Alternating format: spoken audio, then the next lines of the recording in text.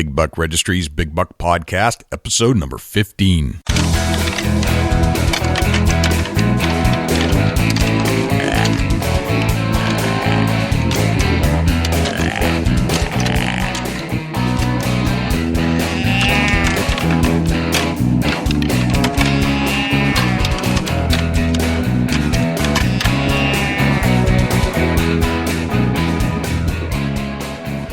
Big Buck Registry is a virtual museum of hunting stories. We preserve a piece of Americana by interviewing and recording hunters about their hunts and experiences from across the country.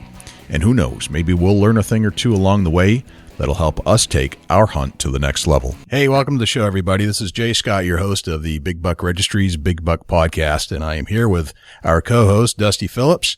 Dusty, how's it going? Everything's good here in Ohio, Jay. Awesome, man. Well, this is our bow hunting show, and we're being joined today by Randy Gagne from Morse's Sporting Goods. And Randy, thanks for joining us. And Randy is a bow technician that is sought out from all parts of New England, and he's agreed to sit down with us for an hour to talk to us about everything we ever wanted to know about bows and prep and everything that goes into making sure our bows are operating correctly. So, Randy, thank you and for joining us. Glad to be here. All right, man. We have a slew of questions. Are you ready? I am ready. All right. Fire away. Let's get into a little bit about you. Where are you from, Randy? I am originally from Concord, New Hampshire. Okay. Lived here my whole life. Excellent. And how'd you get into bow tech work? I actually, when I was in high school, started shooting competitively, and a new shop opened up in town, and I started working there part-time while I was in high school. Nice. And from there, went to a few tech schools, went to Hoyt School, PSE School, Matthews, so I've been to them all. Oh, no kidding. But that was 19 years ago. Been doing it ever since. You don't look like you're that old. I'm not that old. You're wearing a Matthews solo cam shirt. Mm-hmm. I'm not biased. I like not them biased. all. All right. You work on all kinds of different bows at the shop, right? I do. I work on all makes and models. Yeah. Gotcha. It turns out you're my neighbor, right? Yes. I am. Very close neighbor. You live across the road, which absolutely. That's a heck of a neighbor to have. It really is. It makes this real convenient. Mm-hmm. Right on. Yep.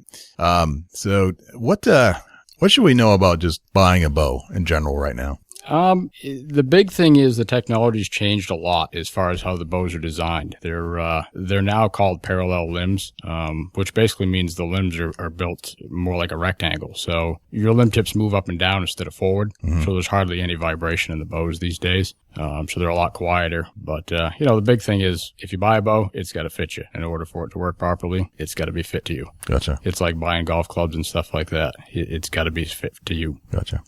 I've heard rumors from your coworkers and some friends of yours that people seek you out from all over New England, as far away as Maine, Connecticut, Massachusetts. This is true. What are you doing different or how do you draw that much of a clientele? I've had the same customers for close to 19 years, and word of mouth, if you treat people right, that makes a difference. But you also have to know what you're doing, and there used to be an archery shop on every corner, but now there's a handful. So there's not a lot of people with the knowledge out there, to put these things together right. Yeah. So I think that's a big part of it. Gotcha. But that, we're all hunters. We all treat people, good. So right. That's the important thing. Now I've gone into your shop, which is Morse's Sporting Goods, owned by Jim Morse, correct? Yep. And usually I can't see it because you're like buried in bows, hanging across the top of the ceiling, and you're behind the workshop there, and I can see you kind of running around back there. Usually you have to go and grab you from behind the it's my own little jail cell. Yep. Yeah, and it's a jail cell of bars that are made from bows. Yep. Kind of cool. How's that for excitement, Dusty? That's exciting. That's for sure. It's pretty cool, huh? Dusty, what kind of questions do you have for Randy? Ray, we're going to try to just kind of start it off. Say you've got your bow put up for the season, and we're back in the bow season. Let's say April, May. You decide you're going to get your bow out. Is there any preparation? Yeah, I mean, you definitely want to make sure you've got some wax on your strings. Make sure that you oil your nuts and bolts too before you put it away, especially if you're going to put it in a garage or a basement. I mean, the bows are built for moisture. It's not going to hurt them, but your screws and everything will definitely rust if you leave them unoiled. Is there like condensation that plays a major part in anything that's got like metal bolts or that's a thing that coming from a master bow tech that that we want to cover that just for somebody that's going to put one away or get one out. Make sure you go through the proper techniques to store it and get it out and get it ready to shoot. Yeah, I mean the big thing is definitely lube those bolts, because if you ever want to change any accessories on your bow, and those are, I call it nature's Loctite, if they're rusted in there, I can't get them out without stripping the bolts, and then I have to use a drill press and get the bolts out. So if you need to change something, you definitely want to have your bolts lubed. Check your strings over, because if you get 2 or 3 years out of a string and cable system, you're doing pretty well, especially if you shoot a lot. Yeah, at that point, it's time to go ahead and to get either new put on, even if it looks or good. Right on. Yeah, 2 or 3 years. That's what you're calling to be plenty for a life of a bowstring. Absolutely, because you don't know what's going on underneath the servings. There's areas that are served over on that string, and you can't see what goes on underneath there. Excellent. So you want to check that out. Now, I'm a bad boy here, Randy. I bought a bow in around 1995. Oh boy. Yep. It's a Matthews MQ32. Absolutely. So, all right. Yep. It's an oldie but goodie, right? Good bow. Yep. To me, it's still brand new. Yep. I haven't had anything changed on it at all. I still shoot it fairly routinely. Yep. But I really have not done much maintenance except my basic maintenance that I would do. And that I don't think I've oiled it much. So, and I'm going to just assume that there are a lot of guys out there like me. There's a ton. Yeah. Yeah. The majority, actually. Yeah. That's what I would expect. Yep. What should a guy like me do right now to make sure that my hunting season this year is successful? Well, bring it so I can look at it. That's the big thing, because over the years, 10 years ago, everything had nylon bushings. There was no wheel bearings, tool bearings, or anything like that in the cams. Now we have that. So your nylon bushings in your cams could be shot. Okay.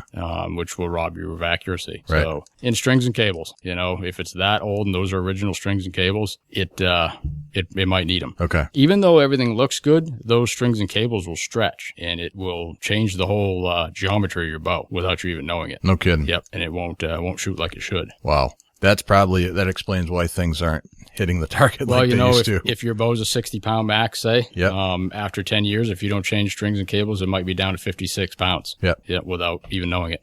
So after we're done here, before you head home, could I give that to you and you take it to the shop, and then I'll pick it up? I would recommend that you do, actually. Okay. All right. Good. All right. Okay, let's back up here. Tell us how old this bow is.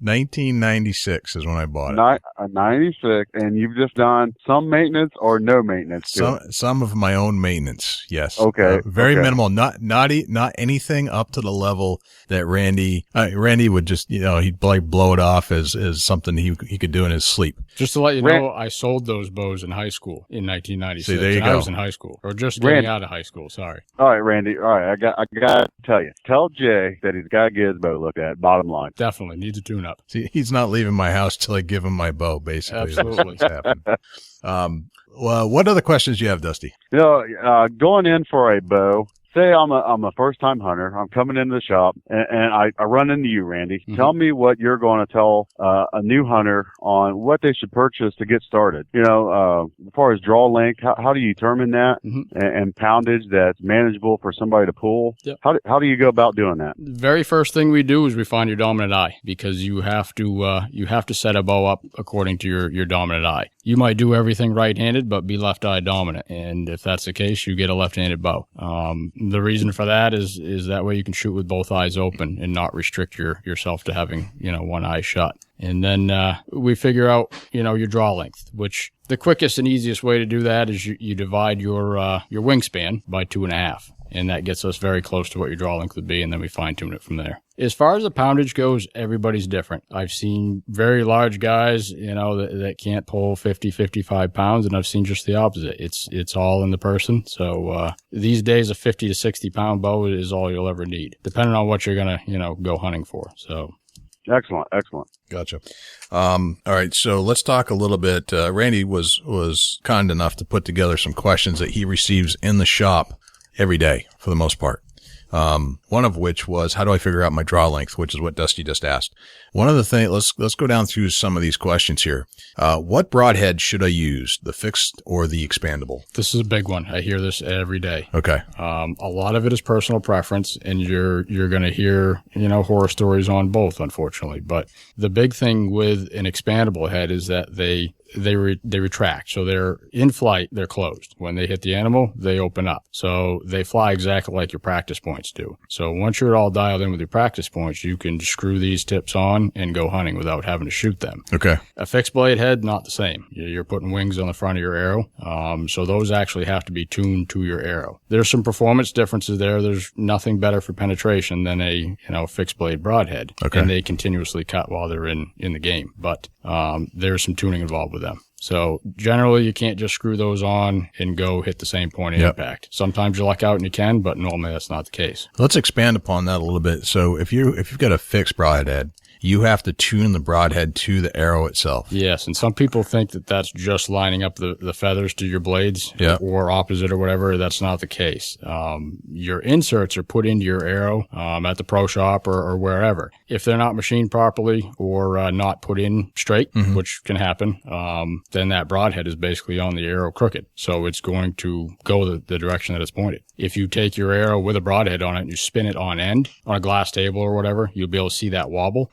If that wobbles, it's not going to fly. So, a lot of times you might get a dozen arrows and only have 4 or 5 that are good and straight, that'll fly good. So it has to be a precision instrument. Yeah, what we do is somebody will order some arrows from us. We install the broadheads so that they do line up with your vanes, but we also put the inserts in straight and make sure that they spin to tolerance so that they fly good. That way, every arrow you pull out of your quiver is the same.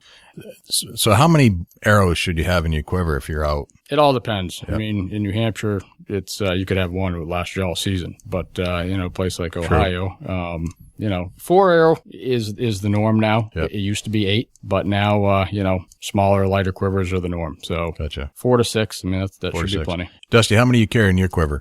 I carry 4. 4. Okay. Yep. That's about what I've got as well. Are these aluminum 1992s? No, I've actually bought new arrows. I made my own arrows. They still shoot.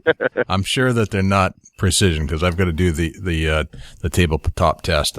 Some of them might be wobbly, but I'm at least smart enough to do that. Yep, that's good. Yep. So I think they're not 1992. Those are long gone, Dusty. But thanks for asking. I had to ask. The bow hasn't had no tuning. I was just making sure the arrows were up to date. Yeah. No, they're fairly new. In fact, I don't think I can even get the arrows that I originally started with. They probably don't make them anymore. They phased out of a lot. I started with some aluminum arrows. Well, I'm still with aluminum arrows, but I started with a different version than I have today. And the chart that I used to use, they don't even make the ones that came with the bow way back when. Let's see. How much weight do I need to pull? You kind of have to tailor that to the game you're hunting. Generally for deer, turkey, antelope, that size animal, 50 to 60 pounds is sufficient. But if you're going after elk or moose or something like that, a lot of that depends on your draw length and everything too. But some people choose to shoot a little bit more. The big thing is if you've got good broadheads, good arrows, and good arrow flight, you should be okay with 60, 62 pounds, somewhere in that neighborhood. But it's a little bit personal preference. But if you tailor your equipment to what you're hunting and, talk to if you have a pro shop that you deal with, ask, the people behind the counter. If you're going on an elk hunt, ask them, they'll set you up right. What's the normal draw length or draw weight on a recurve bow? I mean, you're a compound guy, right? No, I sell a fair amount of recurves. You also. do? Yep. Okay. Absolutely. Less than you would think. Those are measured at 28-inch draw. So if the bow is stamped 50 pounds, it's going to get that at 28 inches. If you pull 30, you're gaining weight. So, that 50-pound bow could be 56, 57. It stacks up a lot. But generally, 45 is the most common that we sell. Okay. And that's lighter than what you'd have on a compound typically? It is, but it's all the way. It stacks all the way. There's no let off halfway through. Right. So you're holding that entire weight. Right. And that's the whole beauty of a compound bow is that you have a let off, right? Absolutely. Yeah, 80%. Yep. When was the compound bow invented? Any idea? You started seeing them, I believe, in the late 60s, early 70s. Got very popular in the 80s. Right. In early 90s, the technology just started to go crazy from there. Was it Fred Bear? Bear was huge. Jennings. Yep. Stemler. I mean, there's some oldies out there. And I still see bows that are 35 years old. Is that right? Yep. And guys hunt with them and they do okay with them. I think the first compound bow I ever had was I think it was a Bear, but it was purchased out of a Sears catalog. Absolutely. Yep. Yep. And that's what I shot when I was, me and my friend Bruce, actually. Yep. We both bought the same ones and we'd shoot. It was by today's standards, probably one of the junkiest compound bows you could possibly get, but it's actually still at my parents' house. Yep. Still shoots. I could never hit anything with it. That's the thing. The accuracy difference. Yep. I mean, there's some serious technology in the bows these days. Yep. They've come a long ways, even since I've been doing this. So I've seen it. Yep. Dusty, what else you got? Hey, you guys talking about poundage on your bow. Tell us a little more about that, if you would, Randy. As far as how do you go about adjusting the poundage on a compound? Most of your bows are adjustable in 10-pound increments. They'll go 50 to 60 pounds, 60 to 70 pounds, but it's all determined by the limb bolts, and that's the bolts that hold your limbs at the base. You basically turn those in or out, and that preloads your limbs more or less, and that changes the weight. Most of your pro shops have a scale on the wall, and we pull it down to the peak weight, and then we'll continue to pull it until it lets off, and we'll be able to tell you what your holding weight is. It's usually 80% less or 70% less than what the peak is. Excellent. Okay, let me say, go with this. Like when you figure out, once you set up with a poundage, is there a proper arrow to match up with your poundage, or is that just based off of any, let's say, carbon fiber arrow? Can you shoot pretty much anything once you get it tuned in? No. I mean, that you have to run the proper spined arrow, and we basically take the length of your arrow and the poundage that you're shooting, and puts us onto a crossover chart, depending on what brand arrow you get, and that gives us the proper spine arrow, and every arrow flexes, and your stiffer spined arrows, your stiffer arrows are designed for higher weight, and then vice versa, your weaker ones for weaker weight. But arrows are designed to flex. They're not designed to be stiff right out of the bow. So aluminum, there's 100 different sizes, but carbon, there's actually only a handful. And if you don't have the right spined arrow, you'll never get peak performance out of your bow. So it's pretty important to have that determined right too. So what you're saying is, if you're going in to buy arrows for your bow, you probably should have your bow with you and try to get the proper arrows to fit your setup. Yep, definitely. And even some of your arrow rests are designed for certain diameter arrows too. So you definitely need to have your bow with you when you go in to do that process. Excellent. Yeah, I see. There's a ton of guys go out and walk into, let's say, Dick's Sporting Goods and buy a pack of arrows. Yep. It'll shoot them, but the other thing is you don't want to get too light of an arrow for your bow, and you don't want to be having the wrong length arrow either. So you definitely want to be set up right when it comes to arrows. They need to be cut to your length. I mean, it's a custom thing. Absolutely. I think I'm going to be a good test case for Randy. We'll see. I want to get a full rundown of all the things I was doing wrong, so I can figure out what to do right. We can do that. We may need a report back on this, Randy. We can do that. A report card. Mm-hmm. Yeah, there we go. A, B, C, D, and F. We're probably in pretty good shape. Right. But we'll just double check it and make sure everything's safe. Here's the interesting thing is that bow that I have had, I've killed quite a few deer with it. Mm-hmm. It's kind of interesting. So it might be I might have done a lot of things wrong, but it still shoots deer. Yeah, absolutely. And I've got customers, like I said, I see bows that are 35 years old, and those guys are the first ones at the deer check station every year. So it's not a matter of that. Every bow will shoot. The difference is the technology, less vibration, all that stuff. Yeah. So yeah, and I suppose there's still this whole element of being a good hunter. Oh yeah, the weapon is a variable, but not as much as being the hunter. Absolutely. Right? Yeah. You talked about rests, right? Mm-hmm. Let's talk about rests a little bit more. A whisker biscuit. Mm-hmm. What's your opinion on that? One of my biggest selling arrow rests, whisker biscuits and dropaways. One's full containment, full contact, and the other one is no contact. So there's a big contrast there. And I've seen people shoot whisker biscuits as well as people do with drop-aways. The big thing is that the arrows need to be set up for a whisker biscuit rest. You can't run like a helical feather fletch through a whisker biscuit. There's too much drag there. Yep. It's not going to be accurate. But they actually design small fletching that cuts through those pretty good. And they do make different diameters for different diameter arrows, so they're okay. I don't have any issues with them. Drop-aways are more accurately just inherent. I mean, they're going to be more accurate because there's no contact there. So gotcha. What's the degree of error between the two? Like if you've got, let's make it just a simple chart. If the drop away is a 10, what a whisker biscuit is a 8, 7? Probably a 6 9, or 7. 6 or 7. Yeah. That much difference. There is. And mostly in forgiveness. If you have a bad hand position or torque the bow at all, it forces your vanes or your fletching harder into that arrow rest because it's full contact than a drop away. With a drop away rest, your arrow rest drops before the fletching gets to the arrow rest. So if you have a bad shot, you're not throwing your fletching harder into your arrow rest. Okay. So there's less contact there. Gotcha. Dusty, what kind of rest are you using? Whisker biscuit. Mm-hmm. You're doing a whisker biscuit. Okay. Yeah, whisker biscuit. That's what I like, and I've shot it for a good while. That's where I'm at with it. Okay. Like I said, I've seen guys shoot them great. So I have no issues with them at all. Gotcha. I was just amazed that there is a variation between that and a drop away, though. I wouldn't have thought that, but that's interesting. Okay. What's the effective range of my bow? That's mostly determined by the shooter, and I get that question a lot too.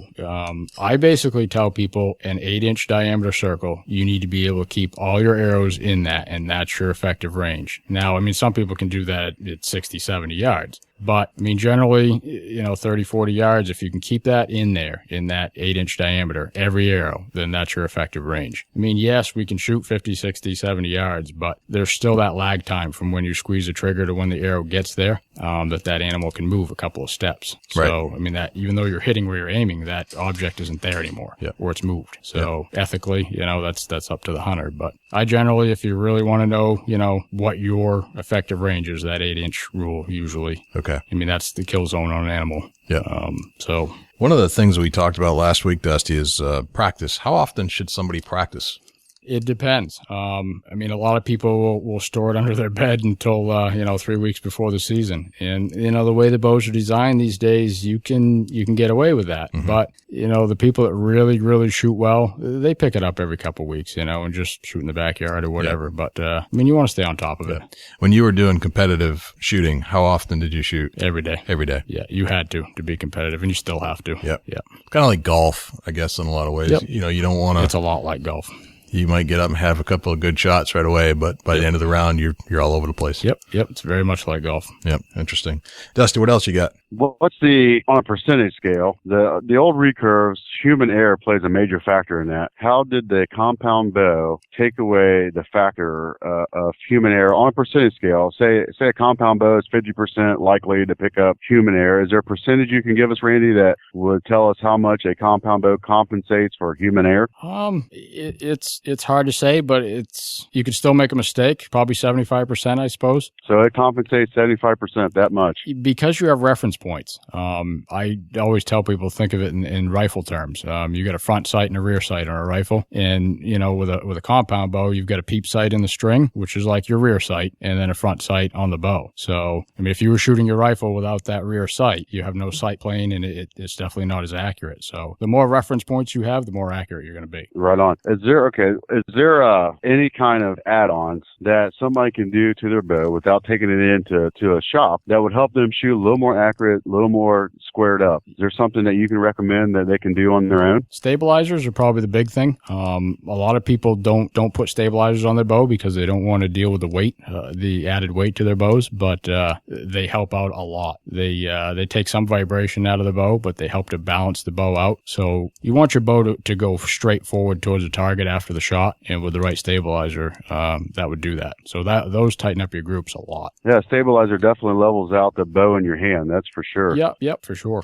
All right, tell me about a dry fire. It's a bad subject. I don't like to hear it. That's bad news. I had a few of those. It's real bad. Tell me what happens when somebody accidentally, or it happens. It's going to happen. Yep. There's no way around it. It happens.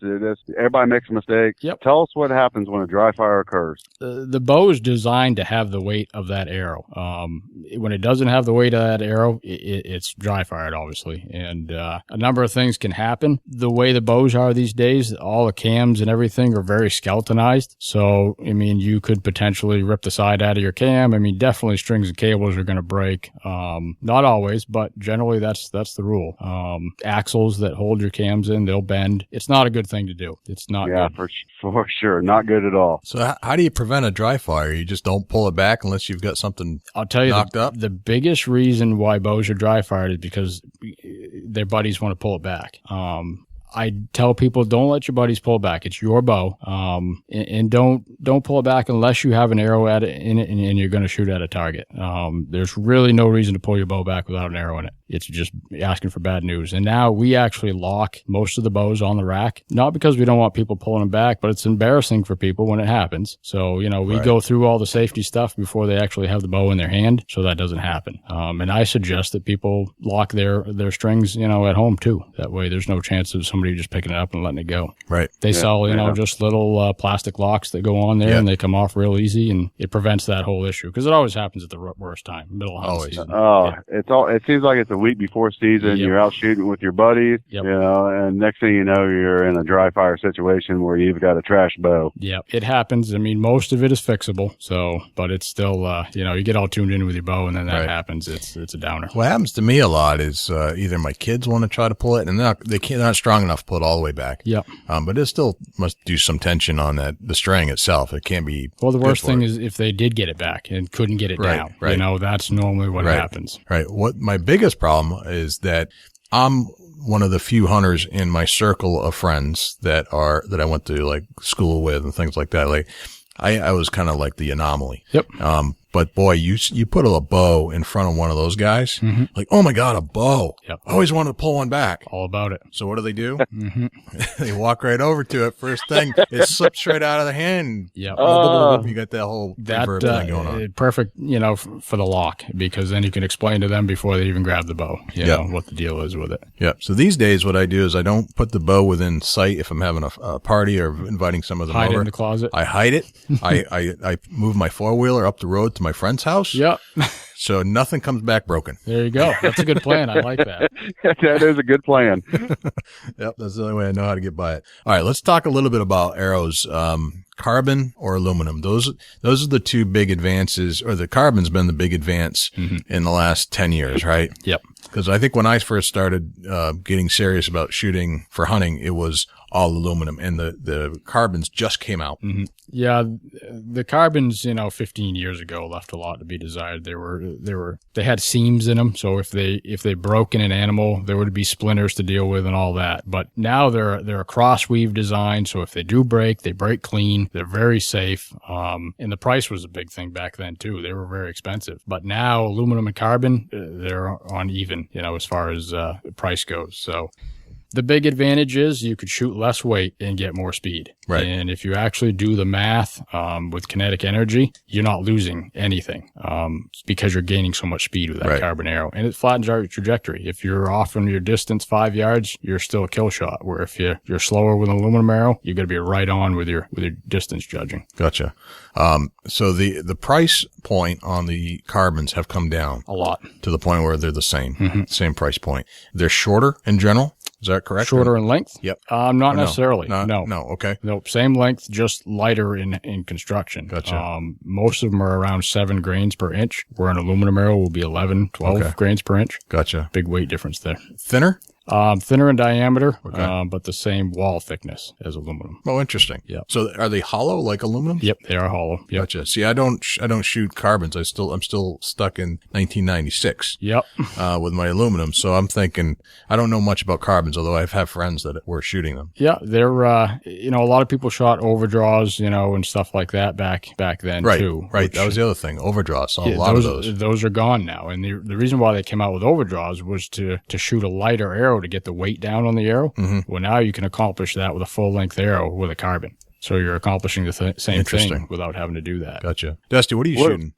Carbon. Carbon. Okay. Carbon fiber. Right. Okay, let me ask you this, Randy, while we got you in that in the arrow mode. Yep. What's the difference in knockdown in carbon and aluminum? If as far as when the impact hits? Yeah, if you do the math, and you take an arrow that weighs 350 grains and get it shooting 280, 290 feet per second, and then say you've got an aluminum arrow that's 500 grains, but it's only shooting 220. If you do the kinetic energy math, they're going to be within a pound or two of each other, and you might even gain more, with a carbon arrow. The thing is, arrows, they're not designed to knock down. You're never going to have the kind of kinetic energy that you have, with a bullet. They're designed to kill by cutting. Maximum you might get 60, 70 foot-pounds of energy, which is nowhere near, what a bullet would be. So, they kill by clean cuts. Excellent. Talk about fletchings. Yeah, differences. That's a big thing. There's a lot of different fletchings out there. There is. Over the past couple of years, everything has gone smaller. The majority of veins now are about 2 inches, where 5 or 6 years ago there were 4 or 5, in that neighborhood. What they've done is they've changed the materials and the profile of fletching. They're a little bit higher profile, but a stiffer material.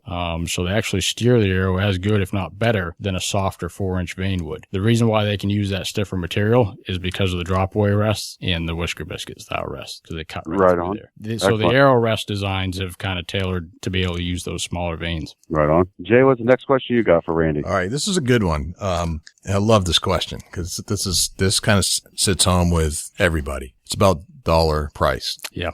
What's the difference between $1,000 bow and a $300 bow? We get that a lot too.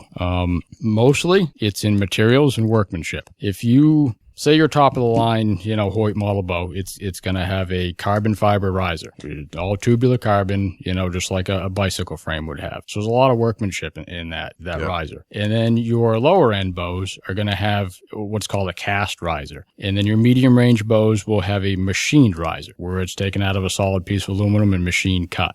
Performance wise, there's not a huge difference between the three of them, but quality rise and tolerance and all that, there's a big difference there. Carbon's very light, and it's very stiff, and it stays warm when it's cold out. Your aluminum has been around for, a long time. That's kind of the norm, the machined aluminum riser. But you're going to have differences in how they're designed as far as what they have for vibration reduction stuff on them too. There's a difference. You won't necessarily see it sitting on the rack, but you'll feel it when you shoot it. When you shoot a $300 bow versus a $1,000 bow, you're going to feel some difference there. Yeah. I know when I went from my bear, and then actually I went from a bear to I bought a used Darton off of my buddy, and I was impressed because he could hit the bullseye and I couldn't. No matter how hard I try. And that was the bear I bought out of the Sears catalog. The bears today, I'm sure, blow that away. Oh yeah. That was like a $50 bow. Back in 1985 or something like that, right? Then the bow that I'm shooting today, the MQ-32, was at that time, I think I paid about $1,000. Thereabouts. And it was night and day. Yes. Even from the Darton, which I thought was pretty good at that time. And you probably had that bow set up for you. Absolutely, I did. That makes a big difference too. You never had the Darton set up for you. Right. It was set up for who had it previously. And that goes back to, having it set for you. You're going to shoot it better. This was the first bow that I bought that didn't come off the rack. I mean, this thing was designed for me, made for me, and I was shooting accurately from day one. There was a big difference there. Huge difference. We talked a little bit about fletchings and vanes, and one of the questions that you wrote down for me was, what's the advantage of the new small vanes? Tell me about that. The big advantage is again, it's weight and trajectory. There's less drag there. So again, you're going to gain some speed, which means you can be off on your distance judging a little bit more even. So it's all just trying to make the bows more forgiving for human error. Okay. And it does that. Gotcha. Dusty, what else you got? From a master bow technician, today, Randy, if you was walking in to buy a brand new bow, knowing what you know, what's your choice on putting behind your shot? What are you buying today? If you went to buy one today, what's the best out there? There's a lot of good bows. They're all good. We want the absolute best you can buy. Yep. The best shooting, smoothest, the most bang for your buck. Yep. Money, no object. No object. Yeah. Okay. I shoot a carbon element from Hoyt. It's a whole different level bow. There's the machine riser bows that are out there, and they're great. They're awesome bows, but this thing is a totally different machine. It's the lightest, most balanced thing out there. It's pretty impressive. Is it a fairly new bow? It's the design has been out for 3 or 4 years, but they've done little refinements to it every year. Right. And the new model comes out in a couple weeks. So yeah, it's quite a rig. It seems to me that every bow company goes through this metamorphosis, and every year they've got to put out a new bow, or every 2 years. Yeah. Why is that? Is it just to keep up with the Joneses, or is there actually something that's improving in the marketplace to help the hunter? I mean, they have to sell bows. So it's, they want to come out with new technology every year so that people, buy bows every year. Right. But the thing is, the technology is, you can feel it. I mean, you can see it. So they're making leaps and bounds almost every year on technology. Yep. I mean, these bows now, they do not vibrate. There's no shock. It's, they're very impressive. And that's all the way through the line, whether it's a $300 bow or a $1,000 bow. Gotcha. Is there any? Go ahead, Dusty. Go ahead. Say a bow manufacturer. Have you noticed? You're working on them all the time. Does every bow that come in pretty much have the same exact setup and the same exact the machining? Is it all the same, or is there some things that you've noticed on different bows that have to tweak a little bit with each bow you get your hands on? Yeah, I mean, I work on any make and model, so I see them all. As far as how they operate, they're all pretty close to the same. But materials, workmanship, stuff like that, technology in them, they're all a little bit different. Excellent. What about resale value on old bows? Is there a market for them, or is it? I know you sell used bows. Yeah. How is the market? Is it something? Is it desirable? Is there a demand for it? It is, and we kind of have a cutoff. If the bow's 3 or 4 years old, we usually don't take it in. But 3 or 4 year old technology is still pretty good technology, and that way we know the bow's in good shape too if it's not too old. But absolutely, there's a market for used bows. Gotcha. Yep, and we do a fair amount with it. If you have the financial wherewithal, should you look at changing out your bow every 4 years? It depends how heavy you are into it. If you're serious into it and you want to keep the value of your bow, don't let it get too old, because that's the big thing. 4 or 5 years, and then they lose their value a lot. Gotcha. So that's like driving the car off the lot, so to speak. Yeah. 4 or 5 years. If you don't care and you're happy with your bow, then great. Shoot it and it'll do everything you want it to do. Bows are designed to last. They're way overbuilt these days. They're not going to break. I mean, unless something adverse happens, but they're built very well. Gotcha. Okay. Dusty, you got any more questions? Let's talk about the pins, the sight pins. Let's get into that a little bit. That was a question Randy wrote down for us to ask. A single pin or a 3-pin. Yep. What do you recommend for somebody to be shooting? It depends on your eyesight, for one thing.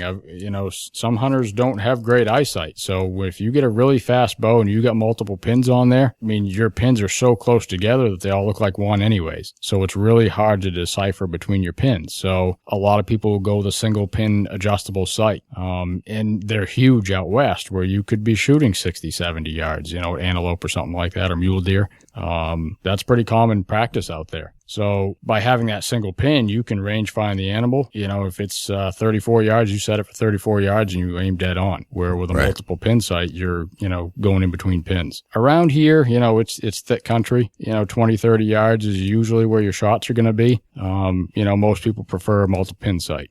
Right. Gotcha. I know I have, I think I'm shooting 3 pins.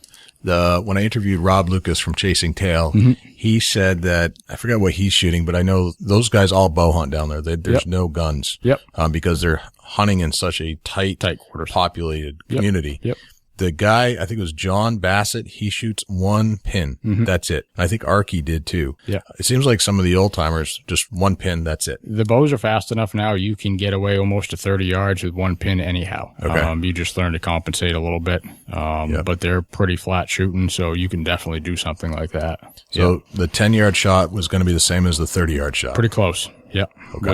Within a couple inches. Yeah. Gotcha. And you learn to compensate just by shooting your bow and learning the trajectory of it. Gotcha. Yep. How important is it to hit a 3D archery range? I know you guys have a good range over there at Morse's. Best practice you can have.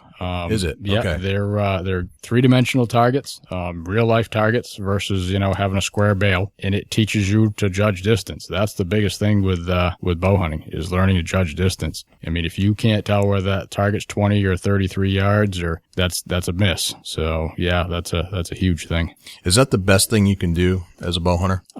It's one of the best. Yep. Okay. Because I know, like in baseball, they say that one of the best things you can do to hit is just to hit off of a tee, one of those rubber tees. Yep. In golf, I'm not quite sure what the best thing to do in golf is. Probably just to go out and hit some balls at the range.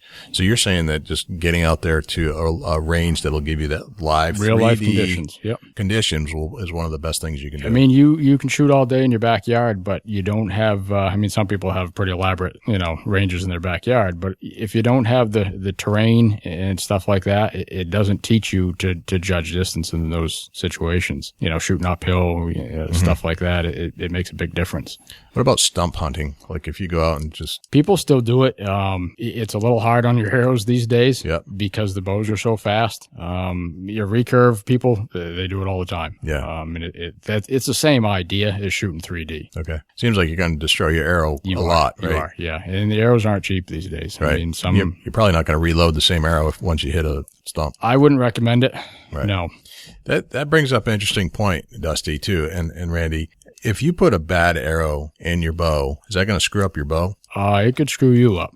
It could. Yeah, carbon arrows, that's the one thing you definitely need to pay attention to. And there's warning labels right on the arrows. If you group your arrows together and you're smashing your arrows and they're making contact, you need to check them to make sure that they're not splintered. The easiest way to do it is you just flex your arrow and you'll hear it or see it crack or anything like that. If it does, if you see splinters or little cracks on each end or whatever, they're no good. No kidding. Yeah. I didn't realize that. So there's actually some safety items involved here. There's always safety involved in anything to do with. You have it with aluminum arrows too. Thin-walled aluminum arrows, same thing. They can break. If anybody ever sees slow motion video of a bow being shot, the whole thing looks like a piece of spaghetti. Right. Oh, the flex is unbelievable flex. And your arrow looks like a piece of spaghetti. So, any faults in that arrow, it's gonna get magnified. Yeah, that high-speed camera really slows it down and you can see it. It's not worth it for the price of the arrow. It's insane. Yep. Oh, you're right. Have you guys seen the photo of the arrow sticking through the hand? I'll be honest with you, that's a customer of mine. Oh, gosh. Mm-hmm. Really? Yeah, he came in a few weeks ago, and that was a situation where he was given an arrow that was too short for his bow. Oh, and, wow. Didn't realize it, and it had fallen off the shelf and landed on his hand, and when he fired it, it went through. That's something that, it shouldn't happen, but it did. Wow. And, that's all stuff. It's stuff that you gotta learn as a bow hunter that, the arrows have to be right. It's years ago, in New Hampshire, you didn't have to have hunter safety to get a license. Yep. In fact, they didn't change that until fairly recently. 5, 6, 7 years ago? Probably closer to 10 at this point. Yep. Yeah. You didn't have to go through a course. You just, bow hunting or using a bow was just like, hey, you might as well just throw a stick at them. Yep. That's how they took it. That's how the safety was designed. But they've changed that whole thing. How's it like in Ohio, Dusty? Do you have to take courses and to get your bow license? Yeah, I'm not 100% on that, Jay, but I think if you had your license prior years to the date that they set, you was available to purchase them over the counter again if you can show a previous record of having the license before the actual date. Nowadays they recommend a hunter safe course, and coming from us here on the Big Buck Registry, that's something that me and you, and I know Randy, highly recommends to anybody. Go, even the experienced hunter, go take a hunter safety course. It's simple, it's easy, it's a refresher for the people that's been doing it for a long time, and you're going to learn something. I'll guarantee it. Oh yeah, you'll pick up something. Even a veteran will pick up something. Yep. Let's talk about broadheads a little bit more. We talked about the fixed heads and the what's the other? Expandable. Yep. Thank you. The expandables. So do you need to take care of your broadheads? Yeah. Okay. Yep. What do I need to do to take care of a broadhead? If you're shooting a fixed blade head and you shoot it into a target, any style foam target, those blades are dull. They're no longer should be used for hunting. And that's a big point. That's a big point right there. Yeah, because they have to be surgically razor sharp to ensure a good blood trail. So I keep them oiled when I put them away, for the season. But expandable heads, I keep them lubed up. And most expandables run on an O-ring, which can dry rot. Right. So you want to pay attention to that. Yep. What do you use to treat them? Some kind of an oil? Unscented gun oil, Okay. poppies, anything like that. It just keeps those blades from getting tarnished. Most of your broadheads have a chisel style tip on them. Those will rust if they get wet. Right. So if you keep a coat of that on there, they'll keep that from happening. Yep. They're not cheap. I mean, so if you take care of them, they'll last. Yep. I see that when somebody, this is going to be a good point. I think Randy will back me on this. Is whenever you put your arrow in your quiver, it don't need to be sunk way down in there. No. That's a mistake that a lot of hunters make. That they think that the arrow and the broadhead should be sunk way down in the quiver for support. Yep. And really, all you want is to tip in there and leave the blades exposed. Yeah, because just pushing your blades in and out of that hood foam, it dulls them every time you do that. That's correct. Yep. Wow. What type of brands are out there for broadheads these days? Oh, there's a lot. It seems like There's the a catalog just grows and Yep. grows and grows. There's a lot, and a lot of them are similar in design. But you've got cutting diameters on expandables up to 2.5, 2 3/4 inches. Yep. Most of your fixed blades are inch and a quarter. But NAP makes good stuff. G5, Rage, that's a big one. There's a lot of good ones out there. Muzzy's still good these days? Muzzy's still good. They're kind of going through a change, to keep up with the times. Mm-hmm. Their designs have been the same for a long time. Absolutely. Yeah. So they're, redoing that and coming out with some new stuff that'll be good. Okay. Yep. Gotcha. I've heard a lot of things about Swacker. Swackers are great too. Yeah, we sell a lot of those. That's a good broadhead. How do you decide what the weight should be?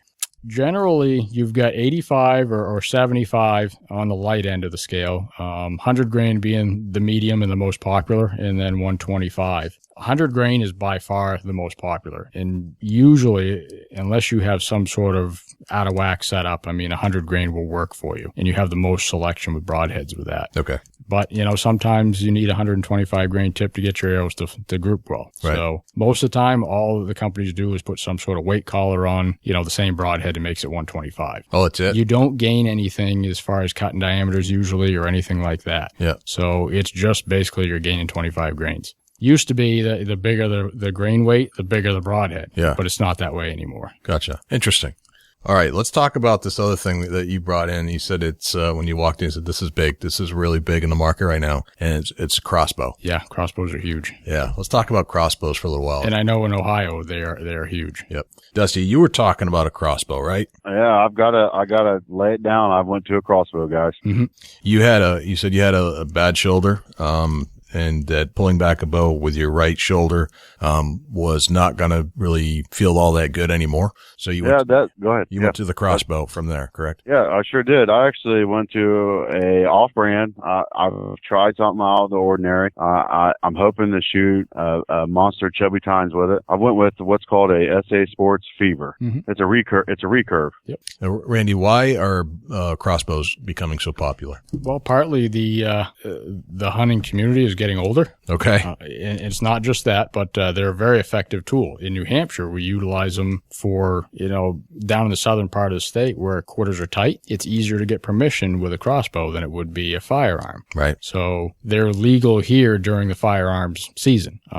But, in other states, Pennsylvania, New Jersey, Ohio, they're legal during the regular bow hunting season. Right. So, if for some reason you've got an injury or it's just not comfortable for you to pull back a bow, you can still be out there. And we've got a lot of customers that are in their, early 70s, late 60s, and they can't pull a bow anymore. Right. But they still want to hunt. So it gets them out there. And that's what they're for. Is it hard to pull back the string? A lot of them have either a rope cocker, which takes 50% of that weight off just by mechanical advantage. They have rollers built in, or they've got a cocking device that's built right into the stock, and they crank up just like a winch. So no, not really. Gotcha. So with the advent of the hunting community getting older, mm-hmm. you must be starting to work on more crossbows than ever before. We do. Yeah, we sell a lot more every year. It's our biggest growing thing. No kidding. Yes.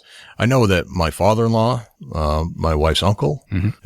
They've all gone to Crossbows because they have one blew out his shoulder completely. Yep. The other one technically is handicapped and can't. Yep. And it seems like that's the advent of where bow hunting's going. They'd be sitting on the couch if they weren't given that opportunity. These guys can't sit still during hunting. They have to be outside. And it gets them out there. Yep. And it gives them. So are you calling me old, Jake? I wasn't calling you old, Dusty.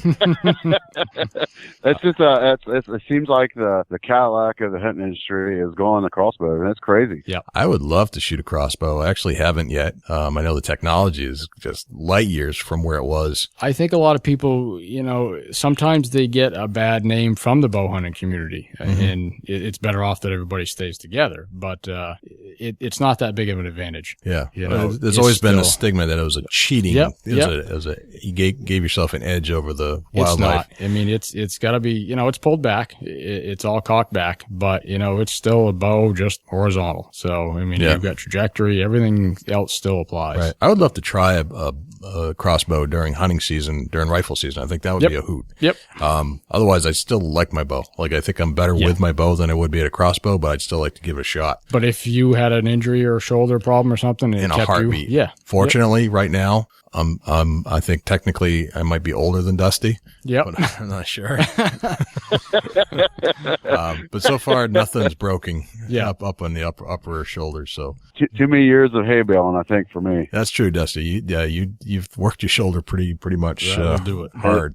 It's at the point where it's either make the change or make a mistake with a big one. Well, it becomes an accuracy thing too. If you can't hold steady, you're just being more ethical by doing what you're doing. Yep. That's exactly right. I don't want to get in that situation where I'm drawn back and, there's always that waiting period to make a good clean shot. And I don't want to be in that situation where I accidentally slip up, hit my release, and, here I've got a deer stuck in the hindquarters. I don't want that. Yeah, nobody wants that. Yep.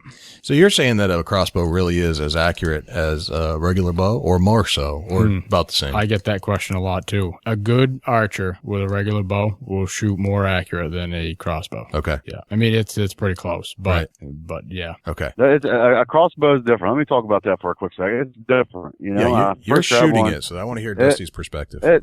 It's different, It's a lot out in front of you to for hold and be steady with. Yep. It don't have a counterbalance area where you can put a balancing weight on the bow. Yep. It's a lot out in front of you. It's a lot to sit there and hold, because hanging a crossbow, you can do it, but it's more ready to go in your hand sitting across your lap. So naturally I went with a lighter one. I shopped around. My bang for my buck, I did great. I think it's going to be a great bow, and the 8-inch pattern that we were talking about earlier, Randy was telling us that, I can stick 4 arrows at, 30 to 40 yards, no problem, 6 to 8 inches at all. It flies good, shoots good, accurate. I can't be more happier with it. I think most people use, a shooting stick or something because they don't hold very steady offhand. Right. That's correct. Yeah. Interesting. It's oddball, it's kind of weird, something to get used to, and, I like it, and I'm going to stick with it for now. Gotcha. I want to move on just a couple of little aspects of the bow itself, stuff that I've always kind of wondered about.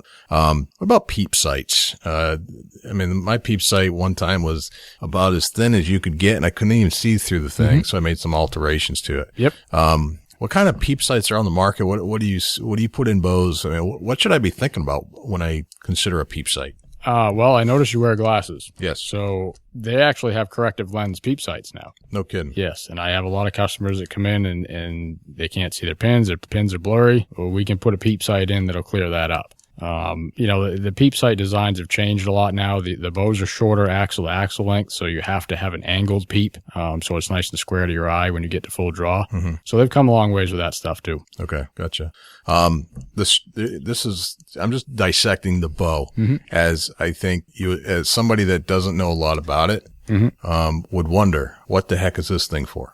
Yep. All right. So we got peep sight out of the way. What the string that goes from the bow itself to the string, the rubber. Oh, the alignment tube there. Yes. It's the alignment tube. How important is that thing? Well, if you have a string that's not a balanced bowstring, which means that string will twist as you draw back, you need that rubber tube to align your peep sight so it's straight at full draw. Right. Now, a lot of the companies now have, there's some really good strings out there. They're a balanced bowstring. So when you draw back, your peep sight stays straight without that rubber tube. Gotcha. So now that rubber tube has, That's the one thing that is my nemesis on my bow. Yep. It gets dried out.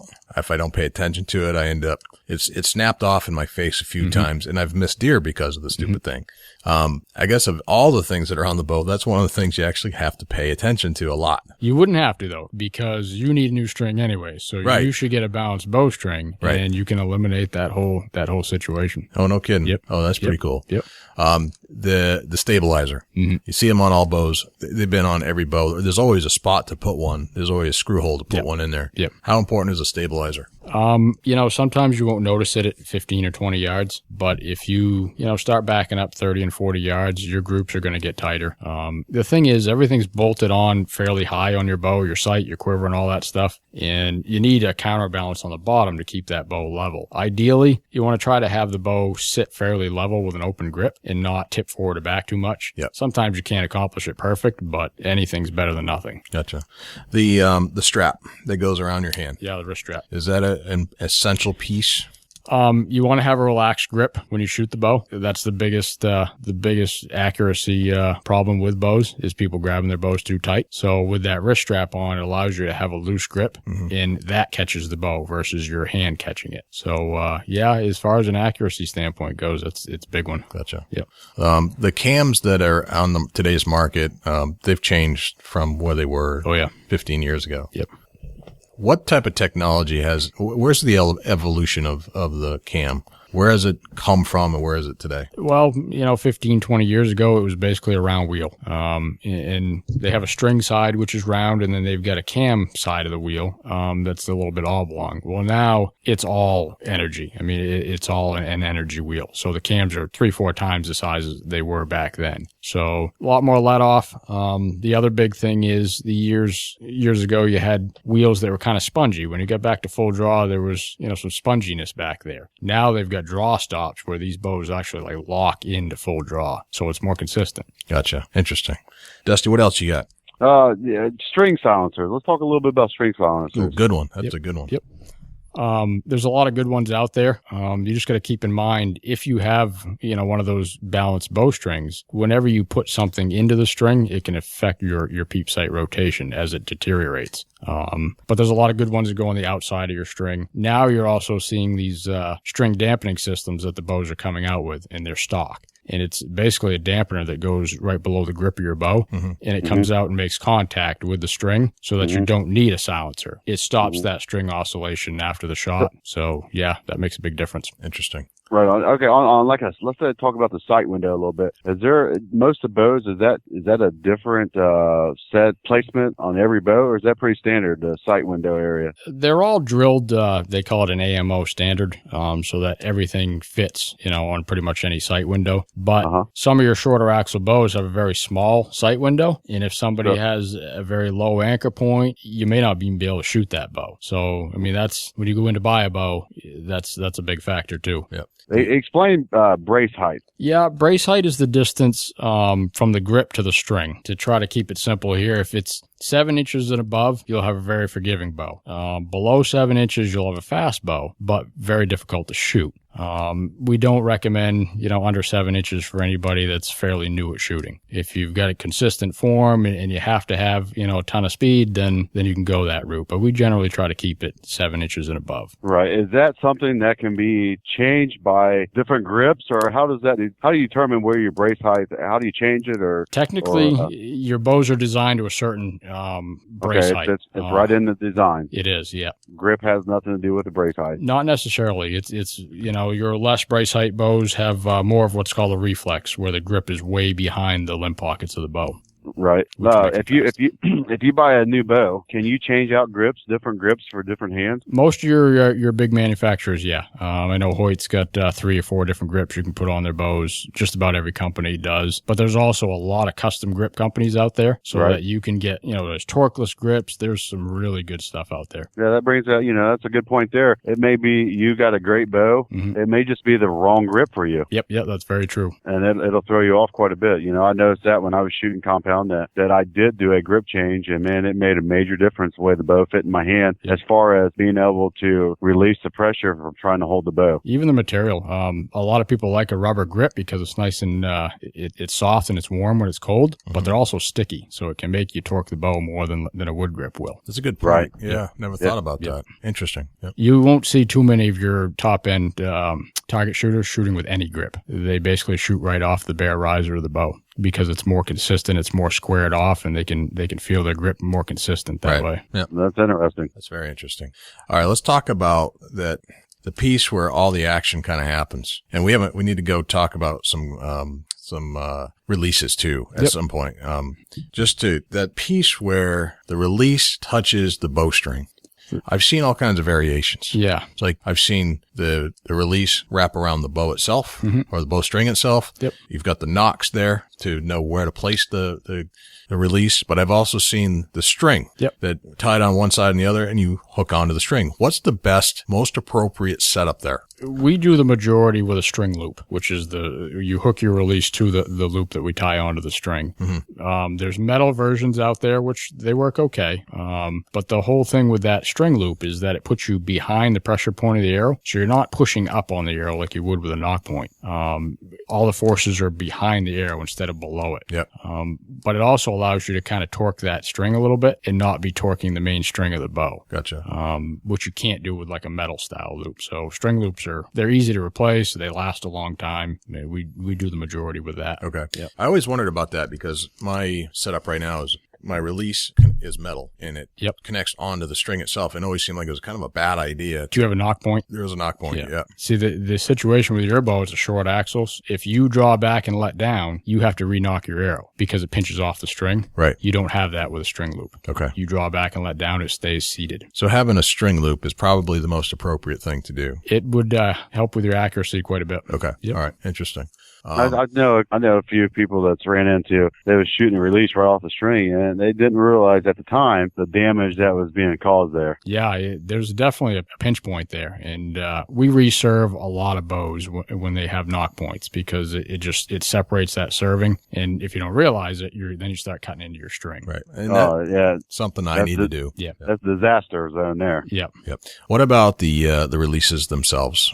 Have those advanced any? Yeah. I mean, you've got, just with rifle triggers, you've got adjustable triggers and all that. Now we have releases that have infinite adjustment as far as, the way to pull, the travel, everything. You've got your index finger releases and you've also got thumb releases out there. Most of your target shooters will shoot a thumb style release, but still a lot of your hunters like the wrist strap model index finger releases because they're attached to your wrist. Yeah. When you say thumb release, is that something that you like? Is you talking about the release that's gripped in your fingers? Yeah, they're a handheld release, usually machined aluminum, and those have a lot of travel adjustment. I mean, you can get those right down to a couple pounds of pull. So, yeah. Do people shoot fingers anymore? Very few. Is that right? Yeah, the bows just aren't designed for it. Yeah. Years ago, all the bows were 40, 44 inches an axle. Now it's hard to find one over 34. Right. And there's just too severe of an angle there. It just doesn't work. People do it, but it's not, the bows aren't designed for it. I still have my old glove and, I can't get anywhere close to the accuracy as I can with a release. No. Not even close. No, it's crazy. Well, guys, we're we're beyond an hour now, and I'm sure Randy needs to get home. That went by quick. And you have a very short drive. I'm pretty sure the traffic is pretty clear right now. I think I can make it. I think you can make it, yeah. Across the street, huh? Exactly. The commute home will be pretty uneventful, I'm sure. I'm sure. Yeah. Dusty, anything from you to wrap this up a little bit? Randy, we appreciate your time and we're doing an informal getting you on here for everybody to kind of understand the aspects of a compound bow versus a crossbow, safety tips, techniques, different things. And I think you've covered about all you can cover with us today. And we really appreciate you having you on the show. Yeah, Randy, that was awesome. You really spilled your guts and we appreciate it. Well, it's good to educate people with all this stuff. Absolutely. There's a lot out there. A lot of questions. I learned so much tonight. It's crazy. Yeah, I'm going to tell Jay right now, we need to have you back on for another session, Randy. I think we can get a little more deeper than what we are tonight. Absolutely. I know it's a long walk, but I can probably make it happen. All right. And I promise to fill you up with another Mike's Hard Lemonade. Those are pretty good. Excellent. I would appreciate a report card. What are you going to grade me on? Maintenance on your bow and if the bow is actually set up for you. And, do you shoot a fixed blade broadhead? Yep. Yeah. I mean, if they're tuned good, like I said, every arrow's got to come out of your quiver's got to be the same. So. Do you do the same report card for everybody that walks in? Or, I mean, you just kind of like, I just get into it and make it the way I want it to be? Yeah. I mean, I'll make suggestions to you, but I'm pretty laid back with that. I try not to change it too much. Okay. Well, I'm going to post my report card on the blog when this thing airs, and I want to see how I did and then make all those notes about the things that I can improve, because I bet there are a lot of guys out there just like me. Oh yeah. That need to hear this show and make all those adjustments too. Yep. Even the small adjustments make a big difference. Yep. All right. Dusty, anything else? No, sir. I think we got the master bow technician. We kind of rattled his brain a little bit tonight, and I've enjoyed it, and I've learned a few things myself, and I hope that all the listeners have too with this podcast. I mean, that's what it's all about for us. Yeah, it's been great. All right. So this is Jay Scott, and you are Dusty Phillips.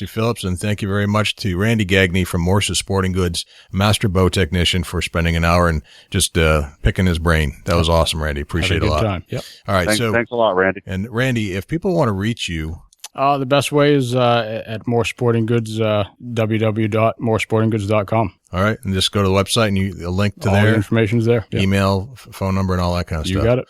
All right. And if you'd like to reach us on the Big Buck Registry, actually, Dusty, why don't you tell us how to reach you on Chubby Tines Outdoors? Facebook.com/Chubby Tines Outdoors or www.chubbytinesoutdoors. Awesome. And if you want to drop us an email, you can send an email to jay@bigbuckregistry.com. Our website and blog is bigbuckregistry.com. Facebook is facebook.com/Big Buck Registry. Twitter, same thing, Big Buck Registry. And you can always find us on iTunes. And the best thing about iTunes right now is that you're probably on your iPhone and you can listen to this podcast or any other podcast simply by downloading the podcast app. And I think you should tell your friends about this, especially if you have friends that hunt. We're covering a lot of hunting topics. We're talking to hunters. We're talking to people that are on TV and hunt, and we have a great lineup this season. So download the podcast app, go to the Big Buck Registry podcast, listen to it, and then in the top right hand corner you see an arrow. Push it, and then you can actually text that to your friends. I want you to text to all your friends and tell everybody you listen to Randy Gagne on the Big Buck Registry talking about bow technology. So that's it. Awesome. Well, that's a wrap, guys. Thanks a lot. You're welcome. We'll see you next time right here on the Big Buck Registry Big Buck Podcast.